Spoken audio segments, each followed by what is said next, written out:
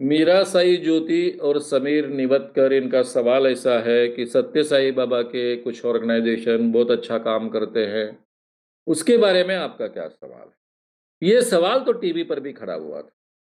क्योंकि जब महाराष्ट्र के सीएम अशोक चव्हाण, इन्होंने महाराष्ट्र का जो मुख्यमंत्री का बंगला होता है, चीफ मिनिस्टर का बंगला होता है, उसमें सत्य साई बाबा को बुलाया। तो महाराष्ट्र के महाराष्ट्र वैसे अंधविश्वास के क्षेत्र में भी काफ़ी लोग हैं, लेकिन प्रोग्रेसिव लोग भी बहुत ज़्यादा है। सभी पेपर्स ने उसके खिलाफ बोलना शुरू किया, कई टीवी चैनल्स ने, मराठी टीवी चैनल्स ने प्रोग्राम किए थे। तब मैंने एक बात रखी थी, वही बात आपके सामने रख रहा हूँ। सत्य साई बाबा लोगों को ठगते हैं, इसमें 1% डाउट नहीं। वो अपने आप को ओमनी प्रेजेंट भगवान कहते हैं, स्वयंभू भगवान है, जिंदा भगवान है। अभी तो मर गए, लेकिन जब जिंदा थे तभी बोल रहे थे सब हम। भाई ये छोटे-मोटे चमत्कार करते हैं। एक ज़माने में हमारे देश में अकाल पड़ता था, अमेरिका का सड़ा गेहूँ लाना पड़ता था, गेहूँ लाना पड़ता था, मक्का लाना पड़ता था, फिर भी लोग मर जाते थे। सत्य साई बाबा ने हवा में हाथ घुमाया और अनाज के बोरे निर्माण किए, आपने कभी सुना? क्योंकि अनाज के बोरे वो छुपा कर नहीं रह सकते हैं अपने कफनी में, हाथों में। शंकरराव चौहान जो हमारे सुरक्षा मंत्री थे, संरक्षण मंत्री थे, डिफेंस मिनिस्टर थे, भाई हमारे पास युद्ध साहित्य की कमी है तो सत्य साई बाबा के पास वो गए और रिक्वेस्ट की कि आप ये अंगूठी अंगूठी मत निर्माण करो, जरा मिग विमान निर्माण करो, वोफोर्स की तोफाएं निर्माण करो। की कभी उन्होंने? ये जादूगरी के चमत्कार कर कर, लोगों के श्रद्धा का उपयोग कर कर, उनको ठग कर बड़े पैमाने पर संपत्ति इकट्ठा की। ये संपत्ति का करेंगे क्या? हर ठग बाबा लोगों का भला करने के काम का नाटक करता ही है। वो उसका यूएसपी होता है। उसी यूएसपी के आधार पर तो बड़े पैमाने पर उसको डोनेशंस प्राप्त होते हैं। लोग बड़े पैमाने पर पैसा देते हैं। सत्य साई बाबा को मानने वाले मेरे मित्र हैं, वो अपने सैलरी का हिस्सा बेचते हैं। ये जो पैसा इकट्ठा होता है, उसके जरिए 4 अच्छे काम तो करने ही हैं। एक व्यक्ति केवल पैसे इकट्ठा कर कर अकेला खाकर करेगा क्या? कितना खाएगा? इसलिए आप देखेंगे कि हर ठगने वाला बाबा अच्छे काम का बहाना बनाता है और उसके पास में फोकट मैनेजर्स होते हैं, बहुत अच्छे-अच्छे लोग आते हैं श्रद्धा के कारण। वो तो प्रामाणिक होते हैं, वो तो ठग नहीं होते हैं। जो श्रद्धावान बहुत अच्छे लोग आते हैं, श्रद्धा के कारण बाबा के भक्त बनते हैं, वो उनके पार्टनर्स नहीं होते हैं ठगी के। वो बेचारे 100% ईमानदारी से काम करते हैं, अपनी सेवा देते हैं, उसका सब क्रेडिट बाबा को जाता है। इसके आधार पर उनकी संस्थाएँ चलती हैं। उनके शिक्षण संस्थाओं में सेक्सुअल एक्सप्लॉइटेशन हुआ, इस पर केसेस चली है। मुंबई के ही पालकों ने केसेस गुजरी है। ये सभी किस्से इंडिया टुडे से लेकर बड़े-बड़े मैगज़ीन्स में छप कर आए। अब रहा सवाल अच्छे काम करते हैं उसका क्या? मैं हाजी मस्तान, जिन दिनों में हाजी मस्तान ने अपने आप को समर्पित किया था, जयप्रकाश नारायण के सामने और ये सब अपना धंधा छोड़ दिया था, उन दिनों की बात है। नया-नया मैं पत्रकार था, मुझे पत्रकार बनना था। हाजी मस्तान की मुलाकात लेने का मैंने तय किया। ना मुझे मुंबई की ठीक ढंग से जानकारी थी, कुछ नहीं थी। आया, जो पहला टैक्सी वाला बैठा उसमें बैठ गया, मेरे पास ज़्यादा पैसे भी नहीं थे। उसको कहा हाजी मस्तान को मिलना है, भाई से आपको मिलना है। वो मुझे पूरा 7-8 घंटे घुमा रहा था। उसने बराबर हाजी मस्तान को पकड़ा। वो जानता था कहाँ-कहाँ मिल सकते हैं। मेरी उनके साथ में कुछ 15-20 मिनट, 25 मिनट बात हुई। मैं पहले ही मेरे मन में डर, कितना बिल हुआ होगा? मुंबई के टैक्सी का पहले अनुभव भी नहीं, कितना बिल होगा? मेरे मन में डर।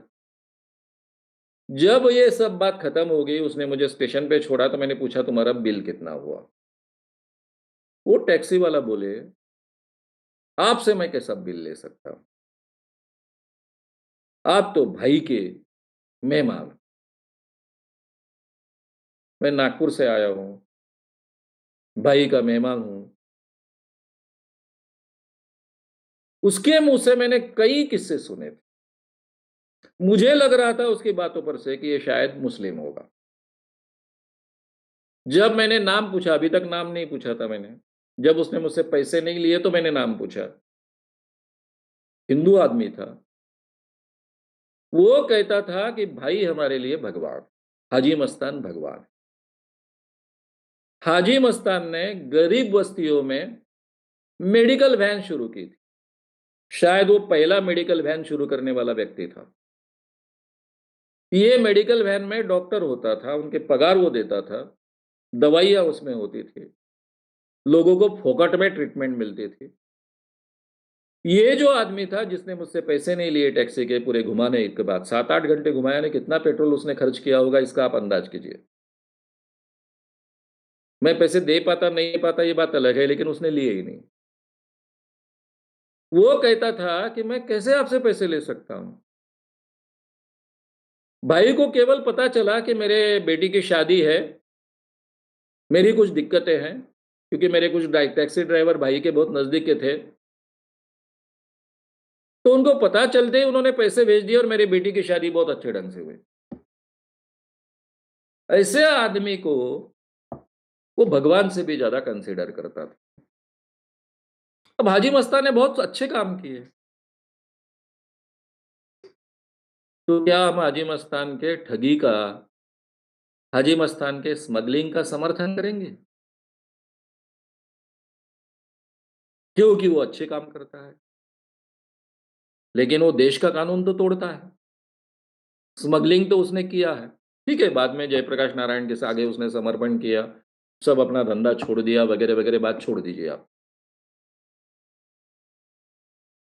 तो ये सीधा सवाल, सत्य साईं बाबा बेटर है कि हाजी मस्तान बेटर है, ये सवाल पूछेंगे तो दोनों ठगने वाले हैं। एक कानून को ठगता है और उसके ज़रिए अच्छा काम करता भी है।